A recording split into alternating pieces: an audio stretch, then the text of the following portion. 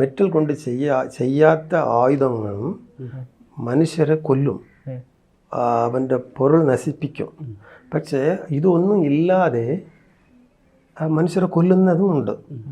പക്ഷേ അറിവാളി എന്ന് വെച്ചാൽ ബുദ്ധിയുള്ള വിദ്വാൻമാർ തൻ്റെ നക്ഷത്രത്തിൻ്റെ ദിശ കൊണ്ട് തനിക്കിട്ട് വരുന്ന കേടുകൾ അവൻ ഒഴിവാക്കും. ഇങ്ങനെ പറഞ്ഞിട്ടുണ്ട് ഒന്ന്. രണ്ടാമത്, വാനത്തിൽ സപ്തരിശി നക്ഷത്രങ്ങളെല്ലാം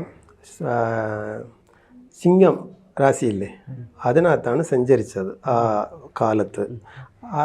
അതല്ലാതെ യുദ്ധത്തിന് നാൾ പറഞ്ഞു കൊടുത്തത് എന്നാണ് ആരംഭിക്കുന്നത്, സഹാദേവൻ പറഞ്ഞു കൊടുക്കും. ഈ നാൾ നീ ചെയ്യുവാണെങ്കിൽ നീ ജയിക്കും എന്നൊക്കെ പറഞ്ഞു കൊടുക്കും. അതുപോലെ ശകുനിയില്ലേ, ശകുനീൻ്റെ ഫാമിലി മൊത്തമായിട്ട് നശിച്ചു പോകുന്നതും ഇതുകൊണ്ടാണ്.